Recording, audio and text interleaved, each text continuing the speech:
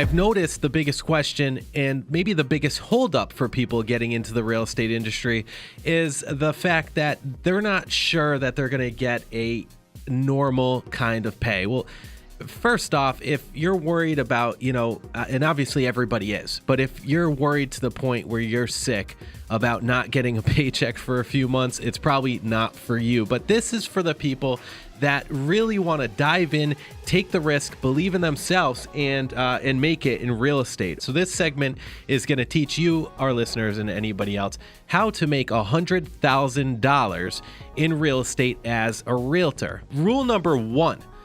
Don't get advice on how to make $100,000 from people that aren't making that money in that industry. Rule number 2, you got to realize that you only know what you know. You need to constantly be educating yourself with good stuff. First and foremost, you need to know how to negotiate, okay? Because learning how to negotiate will also get you a higher commission split when you go to a brokerage. The most important thing is being able to negotiate for your clients. When you can negotiate a high sales price for their home or a lower sales price when you're helping them buy, and then when you can negotiate home inspections in their favor as well on the buy or sell side. So the book that I strongly recommend you to read for self-development, self-help would be Secrets to Power Negotiations by Roger Dawson. Check that out. That was rule number 2. Rule number 3, ditch your job and dive right in. I know that's crazy.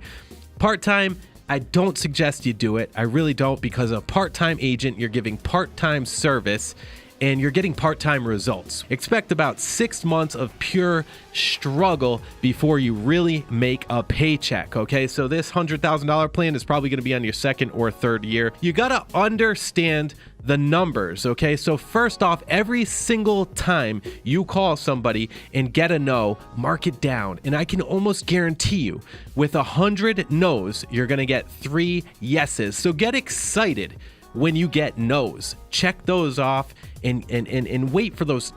Don't wait, but keep going till you get those 3 yeses, okay? Now let's just talk about a $250,000 median home sale with a generic 2.5% commission on the seller or buyer side. You're gonna take in a gross of $6,250 times about roughly a 60% split, again, which is kind of standard, and that equals $3,750. Okay, so in order to make $100,000 in this business, you've got to do 27 transactions at a 60% split, selling a $250,000 home. So what does it take? It takes a lot of work. Each file can take you between 40 and 80 hours without any exaggeration. The real estate process is very cumbersome. There's about 183 steps to 200 steps in the process. You should interview the 5 top team leaders in the state.